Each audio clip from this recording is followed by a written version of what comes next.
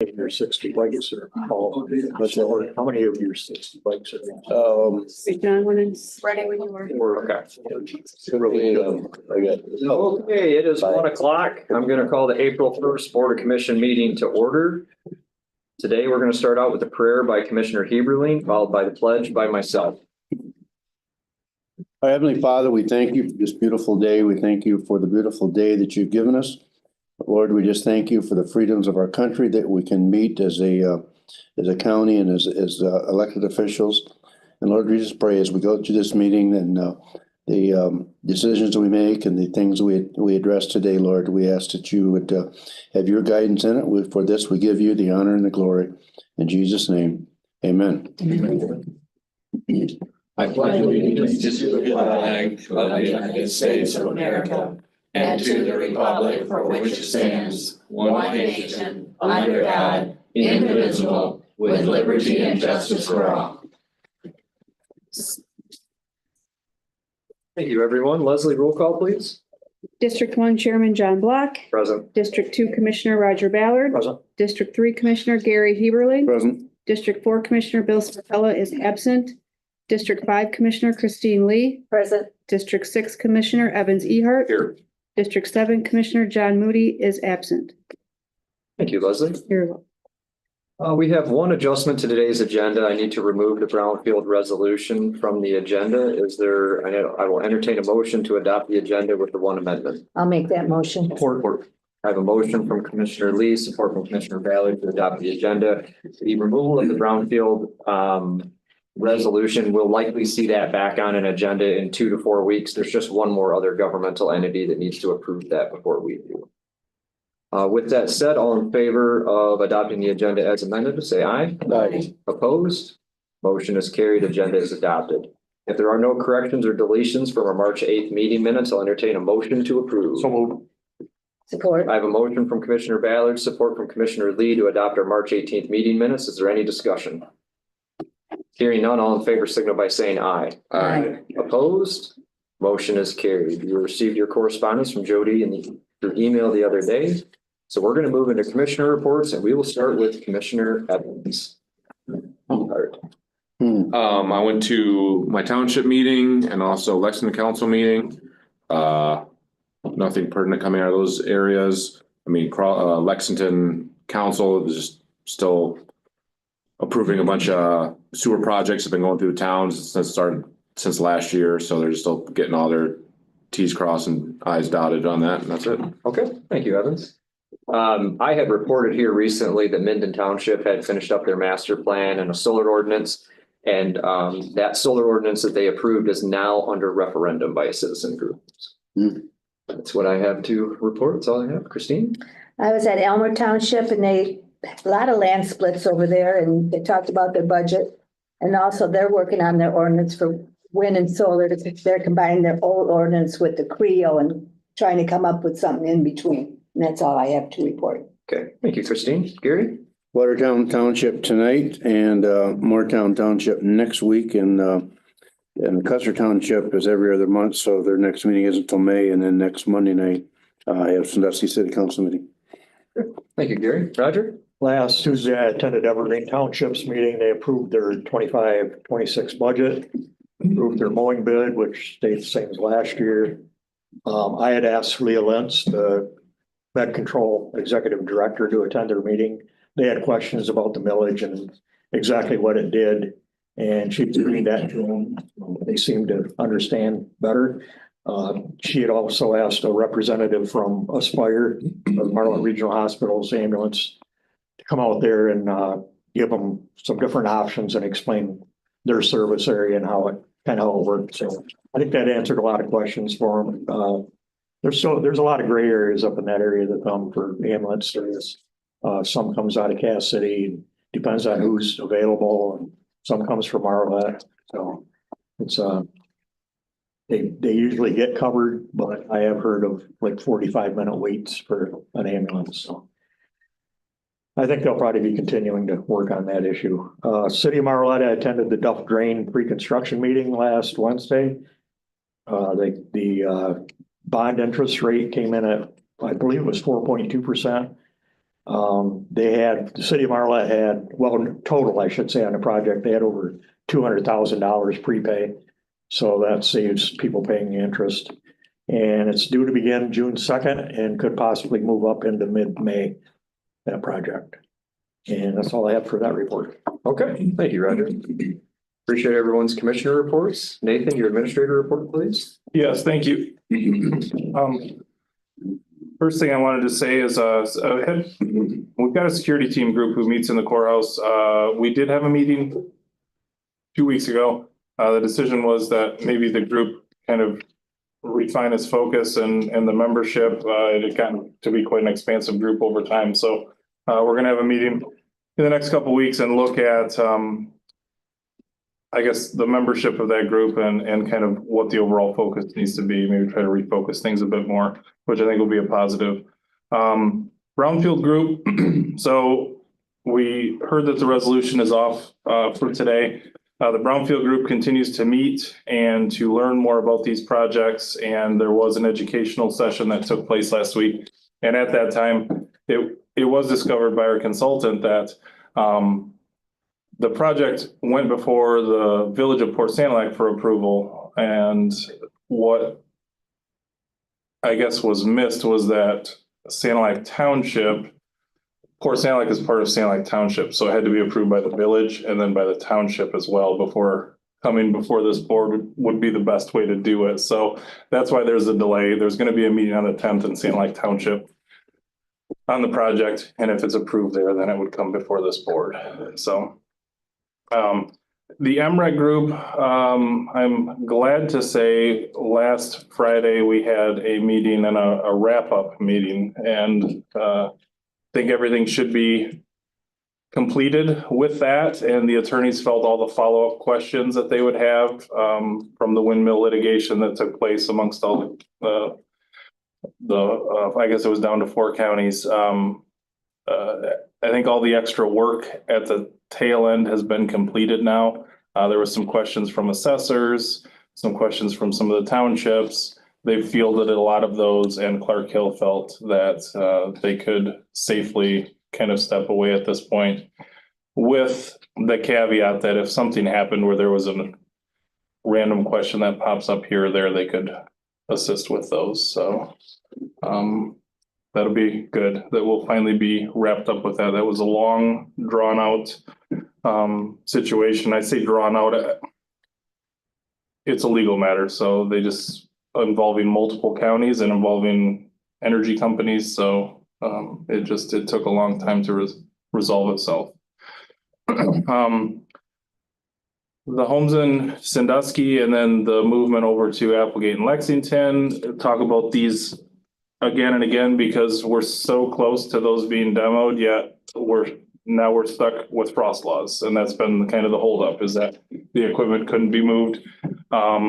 Bali, the company, is out of clear. The month of March has been pretty much under frost laws. They've been locked down and not being able to move their big excavators and stuff to come take those down. So I'm hearing that here in this county, there's a potential for frost laws maybe to come off in the next week. So we'll see. If those do, then I'm hopeful that maybe some of the others will align too, so that they would be able to get their equipment down from the Clare area to get these completed. Last thing, we met with Nationwide, who does our defined contribution plan regarding some investments, regarding our investment plans for our employees. And we also met with our investment advisor to look at how our plan's performing. Things are performing very well. I think adding him to the mix to hone in on those investment options was a very good move. We did discuss, right now we have a 457 plan. We did discuss the option of maybe leaving the 457 option for employees and looking at the employer contribution being through a 401A. It wouldn't change anything as far as the makeup. It would just allow the employer to put their share into another type of fund that is constructed the same. But right now, when we both contribute through the 457, there's some yearly limits on how much can be put into an account like that. So this would free that up for employees if they wanted to put in more funds, they could, and they wouldn't be limited by what the employer contribution might be doing to them as well. So it's an option we're exploring, path we might go down, but for employees, it really doesn't change much. It would also kind of carve out when employees look at their account, they would clearly see what they're putting in and what the employer's putting in. So it would break that out. Right now, when you go in, it's all one lump sum, so you can't really see unless you know. If it says $500 is going in, you might not know how much of that was the employee and how much of that was the employer. So it'd make it easier to track that as well. But that's just a minor change we're looking at, so. And that's all I have. Any questions, Renee? Yeah, just a quick question, Yeah. Nathan. Back when you and I and Trudy and John were on the ARPA committee, we had talked about possibly some type of configuration coming in the north door here. We talked about plexiglass change, whatever. And I don't think we ever put any money aside from the ARPA money, but has there been any more discussion on that as far as stopping people from jumping the fence and coming? No, I It's mean. not a big deal. I just wonder if there was any more discussion. Internally, we've had some discussion about that, but we haven't gone as far to, bring a proposal to the building grounds and looking at that, in depth. I think the big move today, and I'm excited to see the animal control, the main focus has been kind of, can we get through this hurdle of the animal control? And then once we get beyond that, then we could look at kind of where we're at and some other things, so. Any further questions for Nathan? Hearing none, Nathan, thank you for your report. Thank you. At this time, I'm going to call for public comments pertaining to the agenda. Are there any public comments pertaining to the agenda today? Seeing none, we are going to move on. And up next, we're going to move into presentations. And the first one that we have today is our new animal control shelter building project. And we have Jeremy Bender of Bender Builders here. Jeremy, welcome. Thank you. I'd like to thank you guys for giving me the opportunity to be here and give my presentation today. For those of you that don't know me, my name is Jeremy Bender. I'm the owner operator of Bender Builders here in Sandusky. Just to give you a little background of who I am and where I'm from, my great-grandfather was a farmer here in Sandusky, also was the sheriff of Santa Ana County from 1917 to 1920. Now, he raised 11 children here, one of which was my grandfather, Hubert Stone. And some of you may remember Hubert. He delivered fuel oil to a lot of the businesses and homes around the county. He raised 8 children of his own here in Sandusky, 4 of which grew up to be carpenters. So in 1994, I graduated from Sandusky High School and decided to go to work for 2 of his boys, Brian and Terry Stone, my uncles, that started Stone Builders, I believe, in 1981. So they passed down to me a lot of the traits and traditions that have gotten me to where I am today. The importance of a hard work ethic, to show up on time every day, and to how to enjoy going to work and making it fun. And I think we do that. I really do enjoy what I do, especially, at the end of the day, putting your tool bag down and seeing what you've built with your own bare hands, or driving around the county and looking at the buildings that you've built over the years. To me, that's special. Not only building that, but just building relationships with different people that if I was in a different career, I might not have that opportunity. So that's meant a lot to me. So in 2001, I started my own business. So for about 24 years now, we've been servicing the county. And I'm proud to say that my wife and I have raised 4 children here, 2 boys and 2 girls. My 2 boys work with me full time now. So I'm hoping to pass on this tradition down to them and the qualities that I've learned down to these boys also, and things can continue to thrive. So I do have a vested interest in this county, where things are going. And I think what separates me a little bit from some of the other contractors that may have bid on this project is that we're a small crew. We're a very tight-knit crew. We have a really good relationship with our subcontractors, who I'd like to say that we strive to use all local subcontractors in our buildings. Also, local materials. I think that's important to try to keep our money close to town, as close to town as possible. So a lot of those values mean a lot to me, which I think you may not get with some of these bigger companies. You know, I'm alongside my men every day with tool bag on. So that separates me a little bit from some of the bigger companies also. Those of you that are familiar with the existing animal control building know that we're in dire need of a new building. I don't think we need an expensive building. I don't think we need a Taj Mahal or an architect's dream, but a building that'll be practical, that'll be affordable to build, and that'll heat and cool efficiently. So when this RFP came out for this project, the first thing I noticed as a builder was I just didn't think that plan fit those needs. I thought very first thing that it was going to be very expensive. I thought it was going to be a challenge to heat and cool that building. It was a long, kind of a narrow design with different wall heights, different pitches. Not knocking it, it just didn't make sense to me as a builder. I asked myself, who's going to pay for this? You know, initially, and for years to come, and well, it's going to be us as taxpayers. It's going to be me. It's going to be my kids, my grandkids. So that concerned me a little bit. Luckily, and I think very wisely, our board had posted this RFP as a build design option. And when I noticed that, that's when I went to work. I'm like, I knew I had a short period of time.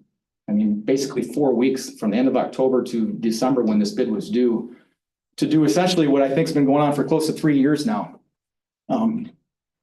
It was a chance that I was willing to take to see if this would go. I had no idea if you guys would accept what I had to offer, but I was willing to take that chance. And I can't take all the credit for that because I made a lot of phone calls. I met with a lot of people, building officials, city officials, communication through my wife, to employees of the building now to see what the needs were going to be for this type of building. And I'm confident that we've come to a point where it's going to be affordable to build. It's going to be affordable to heat and cool for years to come. And it's going to be something that's going to last. It really is state of the art. So I'm excited that this may happen because I fear if I wouldn't have done this, that this project may have just fell through. It was going to, you know, probably be too expensive for our county to build. So I'd like to kind of show you guys a floor plan and some 3D renderings of what I have here today, and be happy to answer any questions that you may have. So.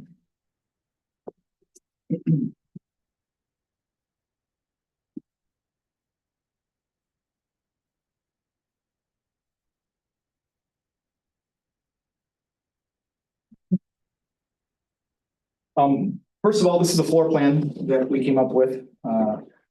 As you can see where my mouse, if you guys can see that, this is the lobby entrance area for anybody that may be coming in. Office area for employees, along with the break room. It's got a small kitchenette, an ADA handicap accessible bathroom.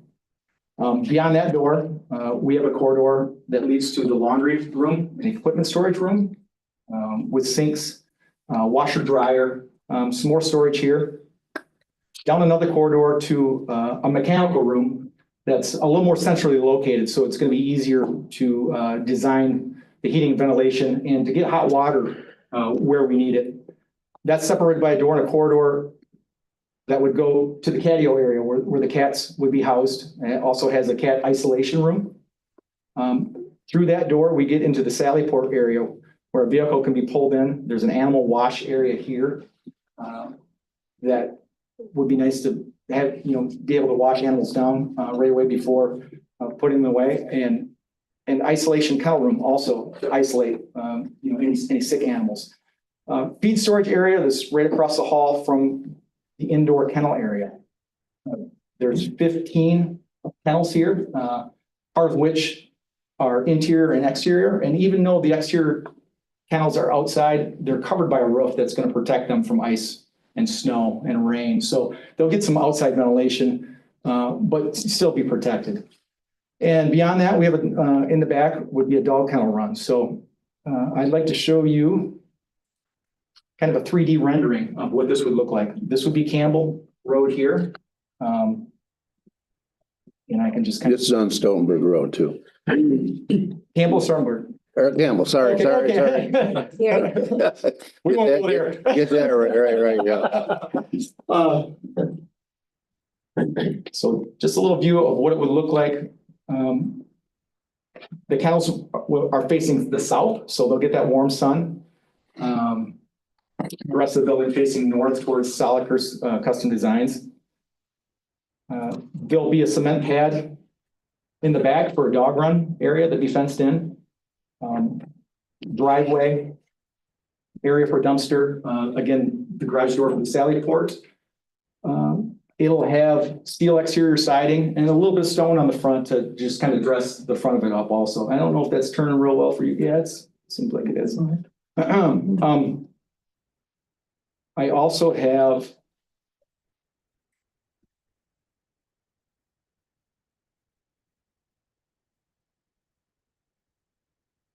a night view I could show. This will pull up for me.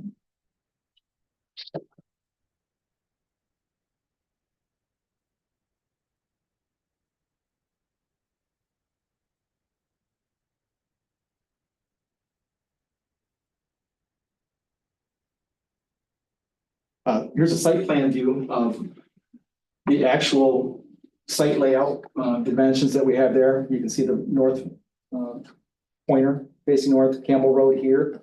So just a kind of a bird's eye view of what that would look like.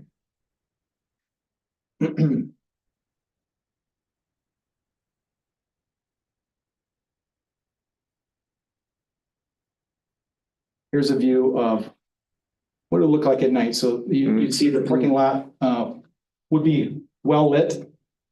And I also have architectural plans, a local architect that helped point us in the right direction and was able to take my design and put it on paper so that we were able to meet all the local building codes. So I think we're set there also. Does anyone have any questions on anything? And Jeremy, I guess you had kind of coined or talked a little bit about efficiency of the building, right? And that is something that we had concerns with in the Buildings and Grounds Committee with some of the designs we saw is how do you heat and cool it? And obviously bringing everything into a rectangular footprint like that is advantageous, but what kind of insulation are you talking to the building, let everybody? So we also own a spray foam company.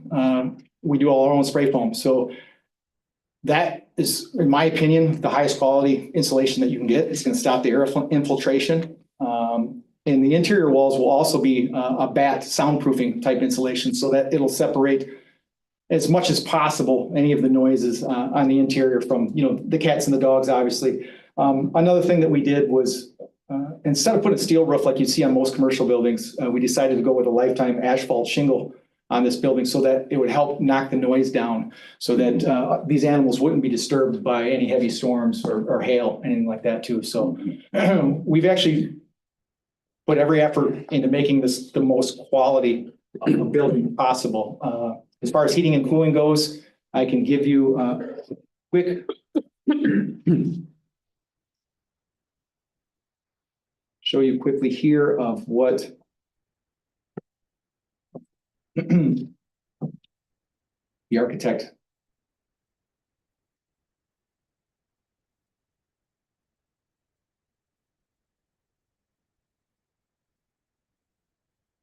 so on page 12, I believe, is the actual print of the HVAC system. So only the front of the building where customers and employees will be heated and cooled by a forced air type system. So this forced air will not mix with any of the cats or dogs. We're avoiding contaminating any of that type of air. The rest of the building will be in-floor heating, which will run off an on-demand boiler, which also provides the hot water for the building.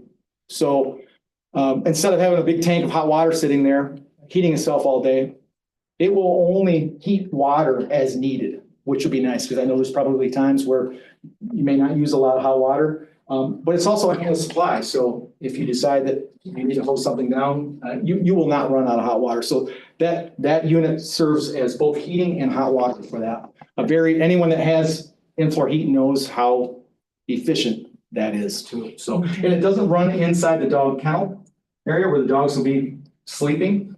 Through the research that we did, they tend not to like that, but some of it can radiate into that. So if they decided they wanted to warm up, they could get closer to that outside edge and some of that heat will radiate in there also. So it'll keep the building warm, but also, you know, the concrete slab will be warm.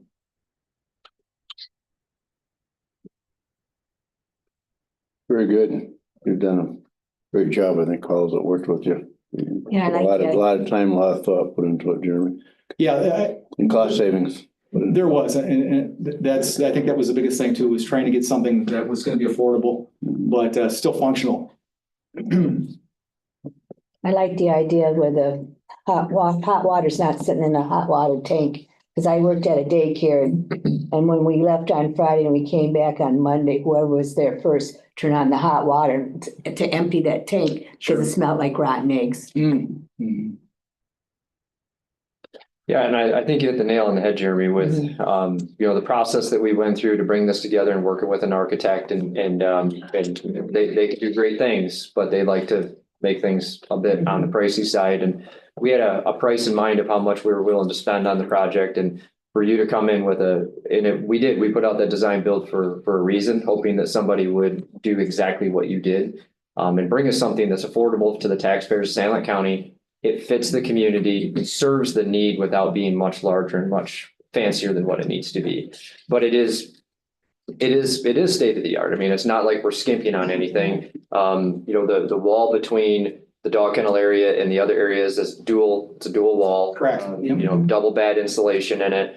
I think the things you did with the HVAC make a tremendous amount of sense, with the in-floor heating and having the forced air system not in those animal areas for contamination.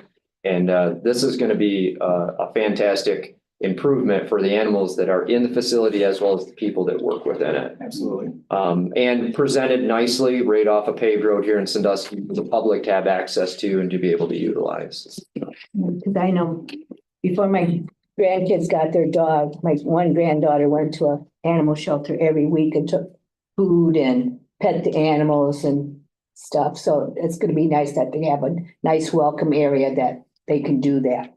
Exactly. And that's what I will be proud of, to be able to be a part of this and showcase our talents and to not be ashamed of someone showing up at our current facility, but Yeah. something where you can take and walk someone through and be proud of what's there, but not over the top in spending. So. Right.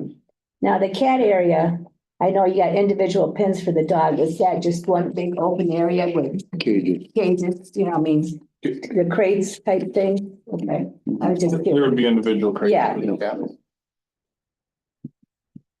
And all those areas also will have their own ventilation through the sidewalls that will accept intake air and exhaust air at any intervals that we'd like to set them at. So it'll help bring fresh air in and expose any other air that we may want to get rid of. So. Jeremy, I can't add really anything to what you already said. And, but I just want to go back a little bit in history for you that may not know how this come to take place. The city manager come to us from Sandusky, 4 years ago or so, and needed that space back where the current one's at. And that was even before COVID. And when ARPA come along, our ARPA committee, we decided to set aside because we seen that we needed to move, we needed the space and the city needed that back. And at that time, we put away, $775,000 of ARPA money. And the reason I want to say kudos to you, you're going to put together a building for us that is the best of the best. And your name's going to be on it, but you've kept that price, so most of that's been covered by the ARPA money. So as I said before, every one of us that worked with you, you worked hard to get there. We appreciate it. And I'm confident that we are going to stay within budget. That's another thing I can hang my hat on is throughout all the business that we've done throughout the community, not one time have I had to come to this building and have a dispute at the end of a project over what our price ended up being. It's always ended well in our relationships with all the customers that we've worked for. So I think that means a lot too. In 24 years, communication is key and giving your word is key also. When you start this project, from the starting date to the finish date, how long do you think it'll take about? That's probably the toughest question to answer. I knew someone was going to answer that. I think a lot's going to depend on when the land transfer happens. Okay, but I mean, once you put the shovel in the ground, Sure. I'm not talking about land transfer, from shovel date to finish Sure. date. Well, if you look at it from my perspective, going into this, didn't have a clue that we would have a chance to land this job. I wasn't really sure. So as a small crew, we needed to line up work that Right. would fill this gap. So we do have a couple projects going on. Luckily, they're right here in Sandusky. We'll also be doing a renovation for the Sandusky Elementary School. So we will be right here. There'll be a little bit of back and forth between that, but I anticipate that we shouldn't have any problem with getting this done before the end of the year. Okay. Because I know when my daughter built her new house, the day she signed the contract, the builder told her she'd be in the house in a year, Mhm. and they were in before the year was up. Yeah, every effort on our end will be made to do that. And that's another thing about us is we do a lot of what goes into these projects, which means that we control not only the quality, but the timeline. Yeah, you're not bidding out the. Yes, I don't have to call up a subcontractor and wait on him to come in to do the next phase. We're there completing that. So that helps with scheduling with us, and it also helps me control the quality of our buildings. I think it's. Is there adequate plumbing and drainage to make cleanup easy? Yes, I also have another page with the plumbing on. If I can get to that, things are a little bit laggy right now. That was the electrical.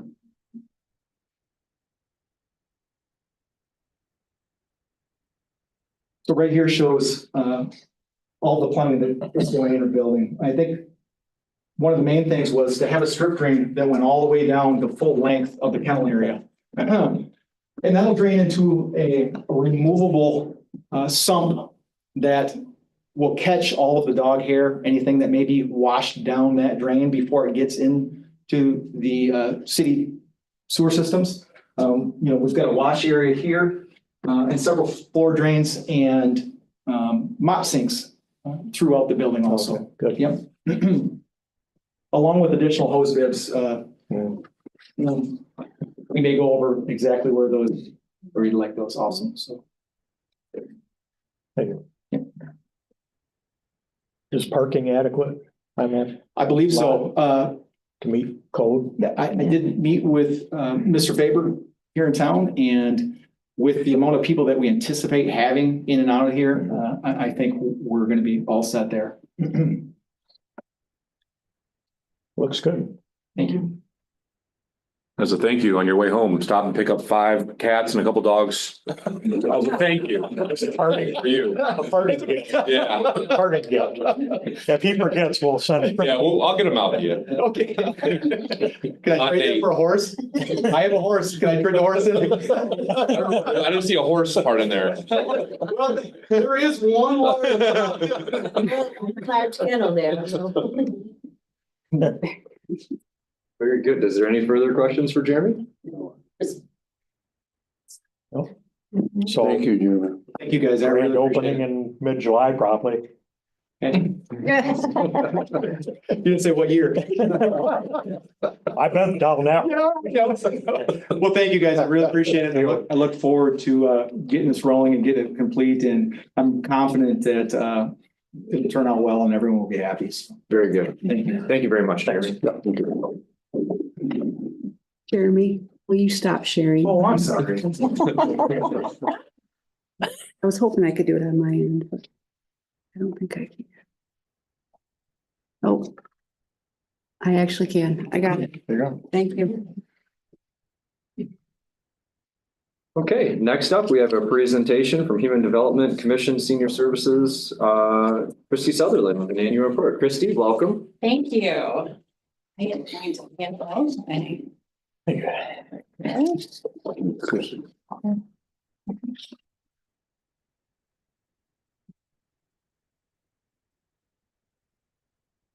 You want them?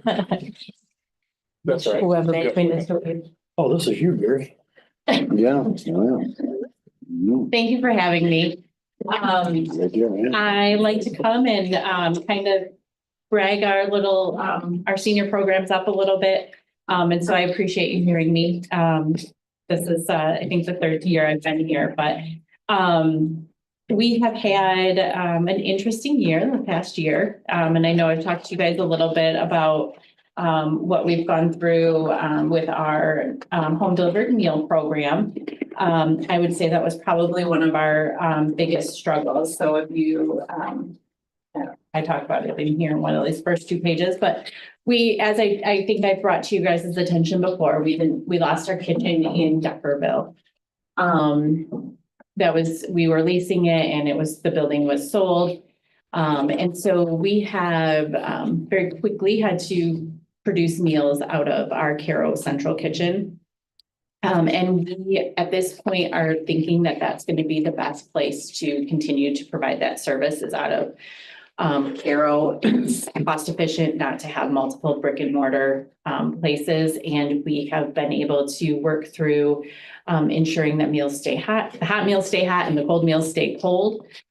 So we are continuing that process with our home delivered and then as well as our congregate meals. We have congregate sites in Marlette, here in Sandusky, and then in Lexington. So that was one of our biggest struggles, but we have worked through it and look forward to being able to continue that.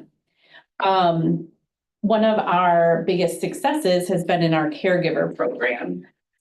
We have a caregiver training. So we work with older adults that need care, but as well, we also have a kinship program where we have older adults that are caring for their grandkids, or maybe it's a niece and nephew.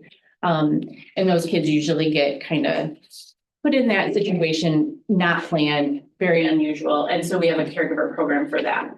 The past year, we did quarterly caregiver celebrations with Tuscola and Sanilac County and Cass City. And it has brought, it's an informal support group. So it has brought these caregivers together without necessarily a topic, but we've given them some activities and it's provided some intergenerational experience too. So the kids come with their caregiver and the older adults come. And so you see this new respect for older adults form in younger kids. And you see the older adults really enjoying and watching the younger kids. In addition, we have made some cross-county connections. So with the caregiver program, we have support groups. We have a support group here in Sandusky. We have one in Caro, but we've had connections between the 2 counties because you might have, I don't have exact, but you might have somebody that's caring for somebody with Parkinson's in Sandusky, and you might have somebody that's caring for somebody with Parkinson's in Caro, and they don't have anybody else in their regular group that has that specific caregiving need. But when we get the caregivers together in Cass City, they've made those connections across the counties, and it's been a really great experience. So that was one of our successes that I wanted to talk about for this year. I'm going to go into a little bit of our programs. The first page here is our outreach, which we try to hit those people, older adults that are finding that it's a little bit more difficult to live on their own, but they're not really sure what's available in the community. So when we do outreach, it's not self-serving. If somebody calls and says they need help with a program or they need help and they're over 60, we try to connect them with whatever resource it is within the community. So it's not necessarily just for home delivered meals. They might need help figuring out their Medicare book that they got in the mail that's 100 pounds, they might, and that's another resource. We connect them to an agency that goes through that. But we do one-on-one visits with those people. We do presentations in the community about what our services are. And that's a little bit of outreach because a lot of times it's not necessarily the person that needs the help. It's their child, it's their aunt, uncle, neighbor. So we do presentations. And then we do some canvassing too, where we have a staff person that'll go to, for example, the library and stake out at the library and catch those people that won't necessarily walk into our building. So just trying to be out in the community and being visible there. And you can see that significantly increased from one year to the next. And our goal, it increased our goal, but it's budgeted, so we continue to provide that service. So congregate meals, this is last fiscal year, so we were in Huron County, so that number is 3 counties wide, over 23,000 meals. It did decrease, and I think a little bit of that is because we had some closures of dining centers in Huron County. And then at the end of the year there, we lost the dining center in Deckerville because they ate at that kitchen as well. But we still exceeded our goal, so that's nice to see. Going along with Congregate is the senior center staffing. We started that 2 years ago, where we have activities going on at our dining centers. Our Lexington one is the main one here for Sanilac County. It's open for 6 hours. And we've provided some just additional activities, but late in fiscal year 24, we started doing some trips with the seniors too. So you can see the first year that we did it, we were a little bit below where we wanted to be, but in year 2, we exceeded that once we kind of figured out what we were doing and got that going. So we do activities at all of our sites, but Lexington is the one that's open a little bit longer. So our case coordination and support is that case management that we do to connect people that need more than just a referral to services. All of our home delivered meal customers get case coordination and support, but we can do that for any kind of anybody that has multiple needs that are over 60. And so you'll see we spent over 6,000 hours directly with people trying to get them connected to the right services and manage their cases. We do 2 home visits a year, and then we follow up with them daily if they're getting home delivered meals, but at a minimum every 2 months, we talk to them and make sure that they're doing well. Our home delivered meals, you'll see we did 228,000. That number every year climbs more and more. The population's aging, and you're going to have more and more. It's on the next page. There's a by 2023 or 2030, 91 million people over 60, and then by 2060, it's going to be 120 million. So you can see that our population's aging, and I only see these numbers and service needs going up in our community. Our home delivered meals, we do all over the county. We have 10 routes in Sanilac County, so 10 different people delivering meals throughout the county 3 days a week. Those meals are nutritional, but that case coordination and support captures what their need really is. For example, you might have an older adult that has a lot of help at night or on the weekends, but their help is working during the day. So they just need a hot meal to get them through the day. But you have those older adults that really don't have any help within locally, we see people that don't have anybody to even call in an emergency. And those people need a lot more help. And so we do provide up to 21 meals a week for people. It's rare to see them with that great of a need, but we do see it. So, and those meals we do the hot ones on delivery day. And then we have frozen meals that they can pop in the microwave or in the oven. And we do have cold stacks as an option as well. So kind of a lighter lunch option for them. Our senior transportation, you'll see we've done a lot better in 24 than we did in 23. That program needed some building to come back from COVID. And we still could use more volunteer drivers for that, but these rides is a one-way trip. So if we take somebody to, say, Ann Arbor or Port Huron, it counts as 2 rides because it's there and then back. And then we also will stop and help them if they've got prescriptions to pick up or groceries to grab too. Our volunteers will stop. In addition, we help with bus tickets. Those seniors that can't afford their bus tickets, we provide them. Technically, it's free, but we do ask for a donation, whatever they are willing to give for that one.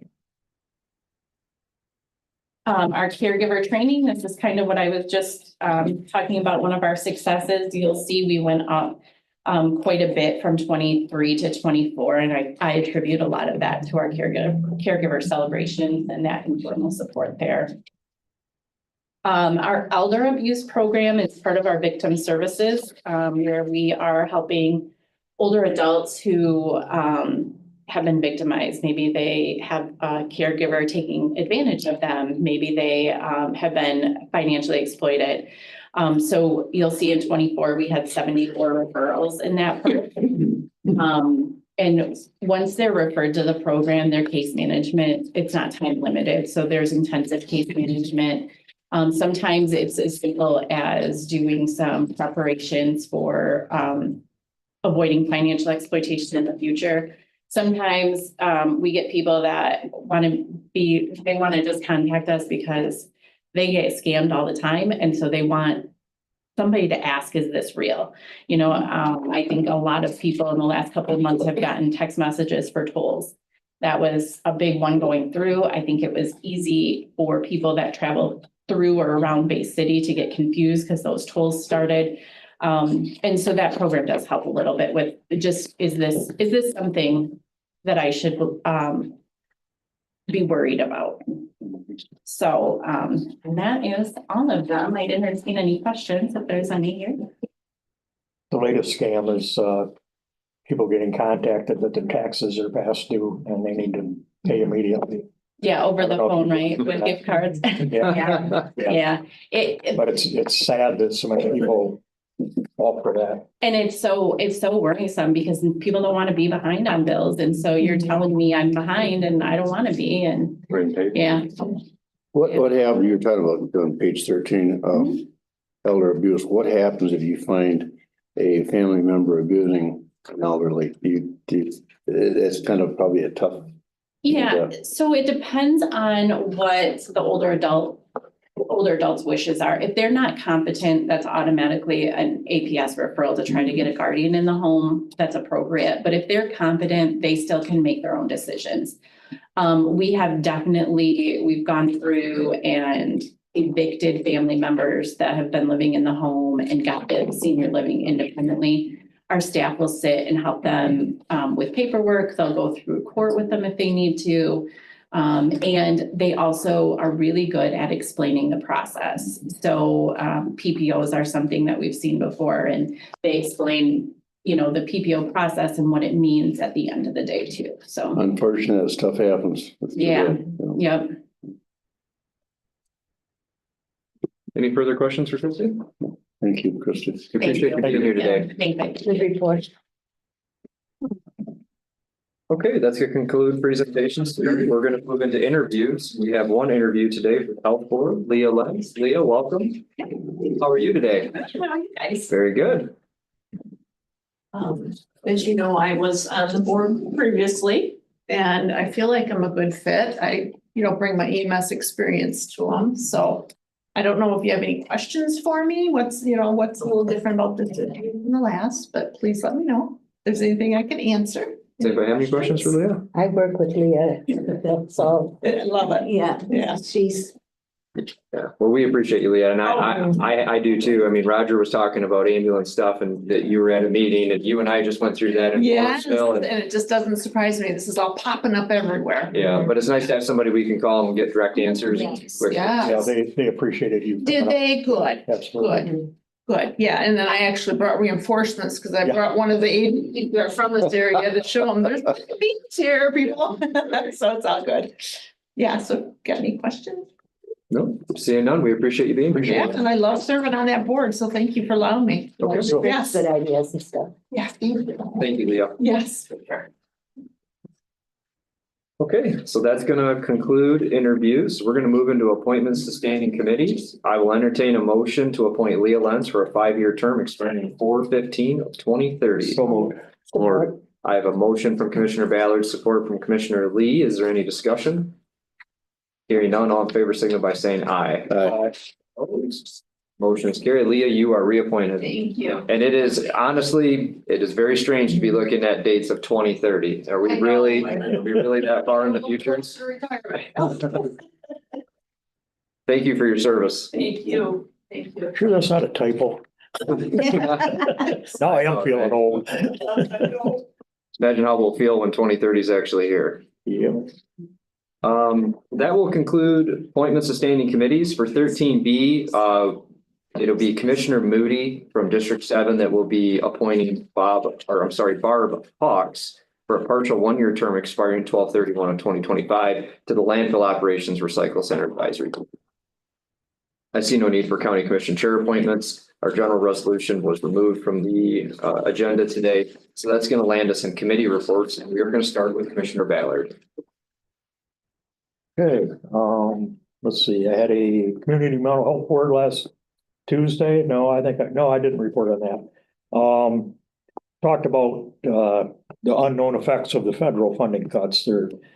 They're promising all these big cuts, but that's really just preliminary stuff. They don't know exactly where they're gonna fall in regards to mental health. There will be a pharmacy going into the eHeart Center. Genoa Pharmacy is gonna go in and it'll be sometime in the next 18 months. And that will fill a void left by Rite Aid when they closed up. Genoa pays all the remodel costs, and they will also pay rent to CMH for the space. So that's something to look forward to. And it's not just a pharmacy for them, it'll be for general public as well. Okay. Another option. Parks, they are finally moved into the house in Lexington. Everything's done over there except the condenser on the AC and line set, which we don't need that right now, unfortunately. Construction is continuing up at Evergreen. I know they were back on site yesterday. Haven't been up there yet. I believe they were gonna pour footings for the pavilions, the final pour, with the exception of maybe the floor. And then once that concrete's done, they can pretty much do all the site restoration in those areas. The putt-putt's probably gonna be a bit of a delay just due to weather. They can prepare the site, but they can't do the safety surfacing until the temperature is consistent and for that to set up properly. But hopefully we get some good weather and that'll move on track. And I think that's about it. Good. Thank you, Roger. Gary? Yes, this morning, our Buildings and Ground Committee consisted of John and I, Nathan and Jody, met with the city manager and the what is his title? I don't know, what his title. And anyway, we talked about the animal shelter, which Jeremy just got done talking about, going through some of the things that we've got to get go through the land transfer, the title, the surveying. So that went extremely well. I think we're on board with it. We're on go on green. So that went good. And later, we had a personnel meeting, and I'll let you cover that, John. We talked about a possible court realignment in one of our departments in the court system. And then tonight, I've got a Parks and Boards meeting with Roger in Marysburg. Thank you, Gary. Christine? I had a Child Abuse Protection Council meeting, and it's your wear your blue, see something, say something month. But if you see something, say something any month, but this is their fundraiser. I talked about last month about different activities for the kids that are coming up in the summer when I know more. And then I had a health board meeting. I'm sorry, I took all those notes out of my bag this morning because I thought I reported they switched the date on me, and so I don't have my notes here. Oh, okay. I'm sorry. That's all right. that all, Christine? Yeah, that's it. Okay, thank you for the report. As Gary said, we met buildings and grounds this morning, moving that forward. And then in the personnel meeting, we had Judge Rathel came down. He has a reorganization proposal that we reviewed. And we're going to continue working on that internally a little bit, but I would say likely the board will see some action in those and some of that stuff coming before the board here in the next probably couple months. That's all I have. Evans? I had HDC the day after our last meeting, a few things out of there. We no longer have to follow the Open Meetings Act. Again, I don't know if it was came down from federal or state rule that changed it. I forget, but we're still gonna have time for the public. If someone wants to address the board, they're more than happy to give a written notice and we'll get them added to our agenda. They also voted new officers, not one new officer, but yours truly is now secretary of the HDC board. So if you guys ever need anything, don't call. I don't expect long notice. Yeah.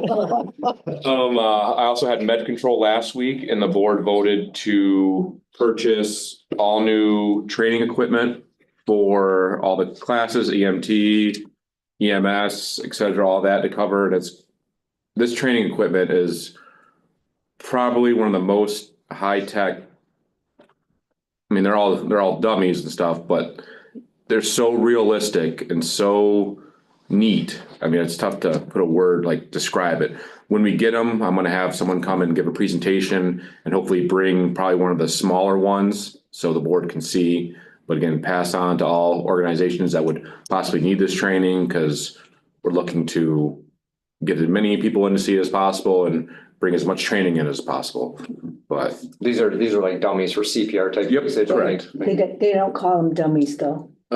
That's wrong to me. I don't want to offend anybody. No, but I mean, well, talk about how much real they look. Oh yeah, they're freakishly real. I mean, you gotta do a double take Yeah, I was to at, make sure I was like at it's the not a real person. yeah, I was at the hospital and I was walking by a room and they had one in a bed, an adult size, and they had a baby one, and I walked by and I thought, well, that's strange. They got all these papers laying on top of this baby, and I walked back and I thought, oh, okay, this is a training room, but I mean, it was so realistic that. Really? And they ordered multiple ones. We're gonna have a female one, a male one that can represent a miscarriage one, an infant, a baby, and a child. So they're gonna be able to do hundreds and hundreds of different types of scenarios on different people, different bodies, and it's gonna do a lot of good work. And these are the devices that our own people within our area will be trained on, correct? Yeah. Correct. So they'll have some of the best stuff out Yep, there. and I don't, what's the closest next place I would have that offer? The colleges, like, he gave me Kellogg's College, I think may have. I don't even know where that is. Uh-huh. Yeah, so he gave us 2 references to look them up and get So- some. So I'm interested to see the newer ones compared to the ones that, Real. Yeah. I mean. It is awesome. And I would like to bring a big one to show you, but they're gonna weigh significantly a lot of weight, so they're not easy to move. So that's why hopefully I'll be able to bring one of the little ones and show. You can't just chuck it in a wheelchair and push it around. Yeah, we could. I mean, we have an ambulance. Bring a jury. Wheel it in. You could probably weird out the security guy. Oh, yeah. I gotta get this guy into the Just board. push it in. We gotta save him, but on the agenda. You know, that's interesting you're talking about. I know you can't call them dummies. I got that. yeah, But our oldest granddaughter Mannequins. is going to be a doctor. She's medical school. And these things, whatever you call them, can't call them dummies. If they give them a shot right in the training, whatever it is, they'll say, ouch. You know. Yeah. Yep, and yeah, they have the veins in it, and Yeah. they showed us a video. You can put a camera through its ear, and it's gonna show you on the camera the true inner pieces of if you were to stick a camera in a real person's ear. Like it's that high tech. And that's it. Very good. Thank you for your report, Evans. Appreciate everyone's committee reports. I see no need for unfinished business, so we're gonna move directly into new business. And we are gonna start out today with NFA 006-25, award and authorization of bid for animal control shelter building project. The Santa Ana County Board of Commissioners hereby awards and authorizes the bid for the animal control shelter building project to Jeremy Bender, Bender Builders at a cost not to exceed $850,000 with funding from ARPA funds. Support. I have a motion from Commissioner Ballard, support from Commissioner Heberlein. Is there any discussion? Hearing none, all those in favor signify by saying aye. Aye. Opposed? Motion is carried. Jeremy, you have a project. Get to work. Next up is FA 55 approval of current claims. Sanilac County Board of Commissioners hereby approves the payment of current claims identified on the accounts payable report dated March 25th, 2025 for the general bank account in the amount of $354,635.56. I have a motion from Commissioner Ballard, support from Commissioner Ehart. Is there any discussion?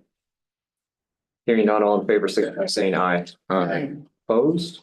Motion is carried. Moving on to FA 056-25, budget adoptions, amendments, appropriations, and transfers.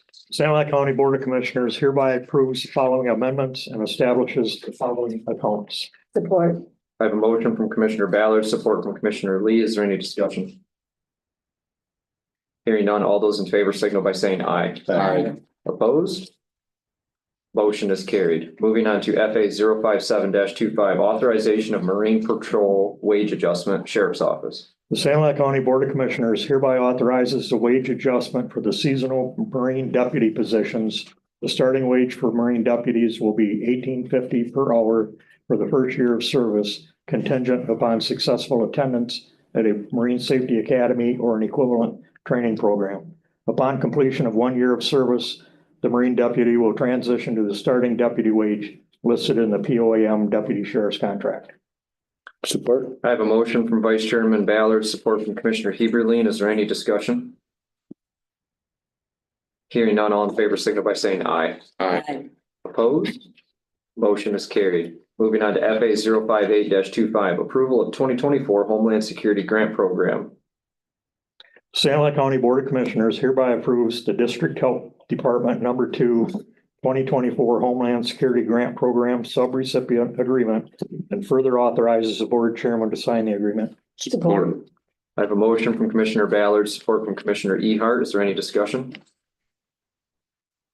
Hearing none, all those in favor signal by saying aye. Opposed?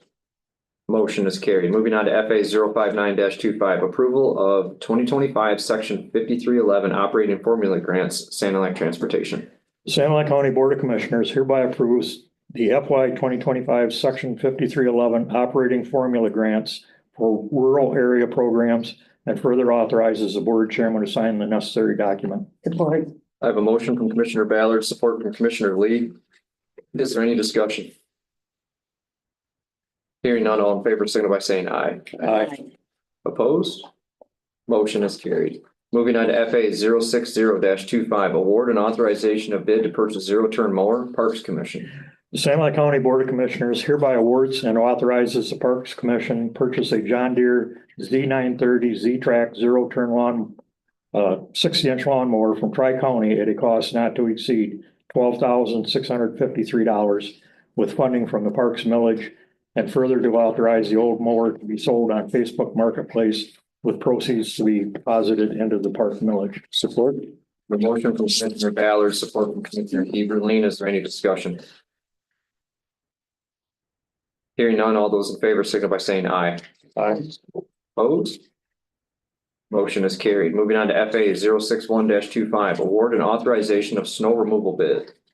The Sanilac County Board of Commissioners hereby awards and authorizes Steve Scribner of A+ Lawn and Snow Care the bid for snow removal for years 2025, 26, and 27 with the same pricing quoted from the 2022 RFP. Support. I have a motion from Commissioner Ballard, support from Commissioner Ehart. Is there any discussion? It's one of the rare cases we're still paying 2022 prices on something, Yeah. right? But it's a good thing. So. All those in favor signal by saying aye. Aye. Opposed? Motion is carried. Lastly, in new business today, we have FA 062-25, authorization of elected officials wage adjustment. The Sanilac County Board of Commissioners hereby authorizes the following pay for 2025 for the elected officials. Clerk, $71,000, treasurer, 71,000, register of deeds, 71,000, drain commissioner, 71,000, prosecutor, 71,000. April Fool. No. April Fool. Nope, nope.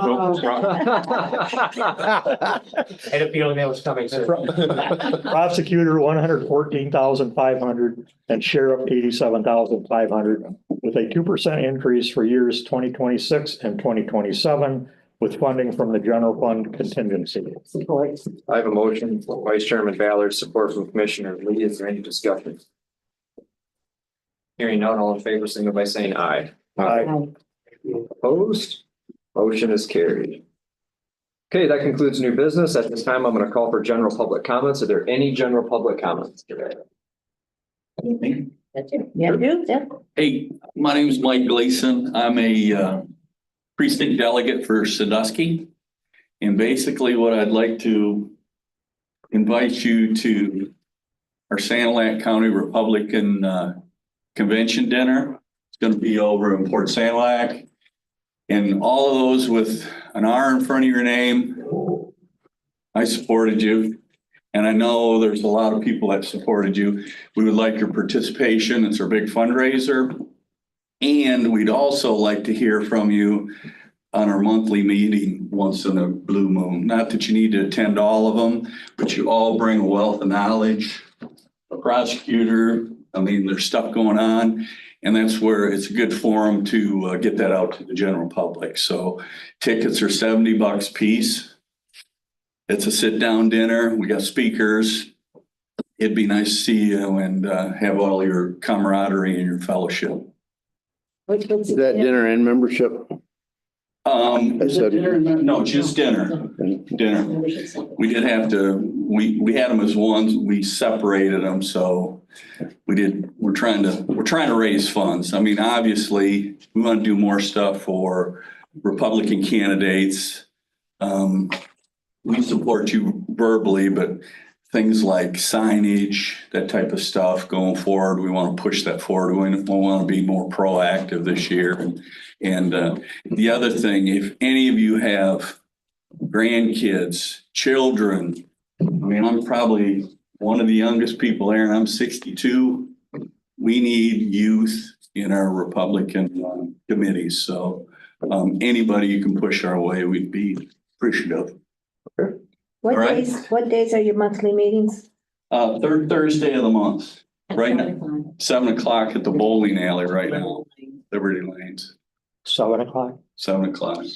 I'm telling you, we would really love to have, if you have something you can bring, we'd like to know about it, so.